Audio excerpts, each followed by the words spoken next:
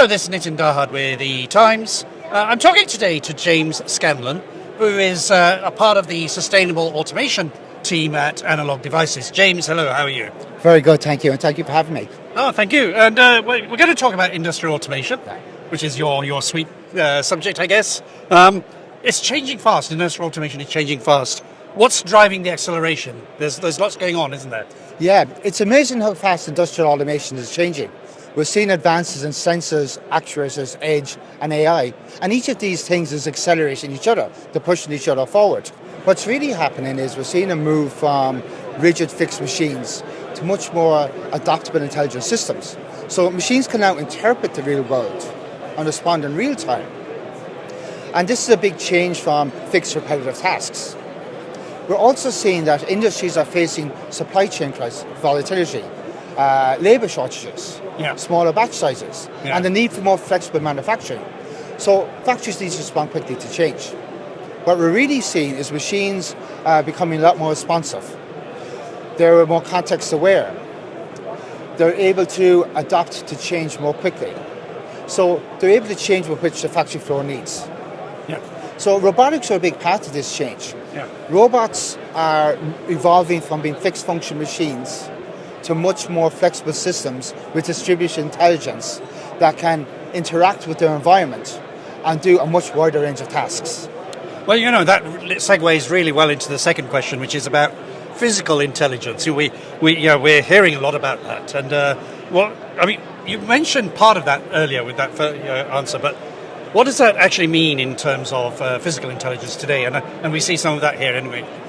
So physical intelligence is really where AI meets the real world. It combines sensing, signal processing, deterministic reasoning with physical informed AI.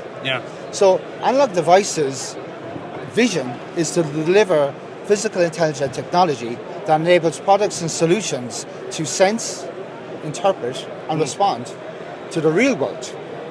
In the concept of robotics, it allows robots to sense, decide, and act in the real world, but at the pace the real physical world is changing.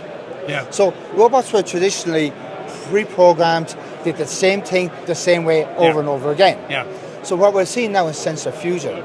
We're seeing that real-time sensing, actuation, and edge compute are combining to give robots actual awareness. So now you have a hand that can sense a slip. You have a robot. Like it's doing that. It is, yes. You have a robot that can change its balance mid-stride. They can react to a slip within milliseconds. And this is all very different. And it's important to note that this associated intelligence must live at the edge. It can't be far away, and it certainly can't be in the cloud, because in the physical world, things happen within milliseconds. Correct. Okay? And this physical intelligence is really what allows robots to be smoother, safer, predictable, and in the end, human compatible. Well, that leads to another concept, which is distributed intelligence. And, why is that so important? I can guess why, but let's explain it for the audience. So the way we do intelligent architecture in a robot has completely changed. It used to be you'd have a central compute, and that would tell everything else what to do. But that doesn't really work anymore, because if you have a gripper or a hand and something slips, you need to respond within milliseconds. So you can't afford a round trip to a central compute. And you certainly can't afford a round trip to the cloud. So what we have now is this kind of distributed brain.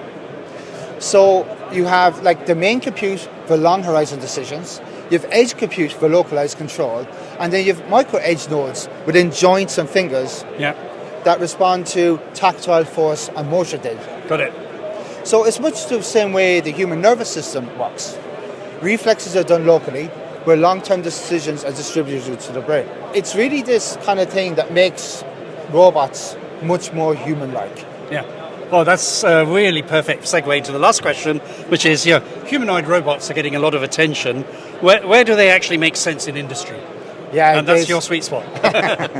Humanoids are certainly getting a lot of attention right now. And the real value to bring to industry, it's not like they actually look like humans. It's because they can operate and work in spaces designed for humans.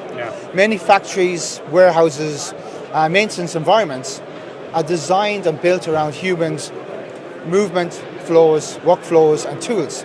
So a humanoid that has human-like movement and dexterity can work in these spaces without major changes to infrastructure. The real value humanoids actually bring is the flexibility they bring. Yeah. They can walk through an aisle, they can reach a shelf, they can use a tool, they can pick things up and move things unlike traditional robots can. But humanoids are extremely complex systems. They combine dense sensing, advanced actuation, significant edge compute to coordinate perception and motion in real time. So I suppose where humanoids in practice will be very successful initially is applications that demand that flexibility, especially in tasks that are physically demanding, that are repeatable, and where they can complement human teams. It's all fascinating, and we see it all appearing before our eyes. James Scanlon, thank you very much. You're welcome. Thank you.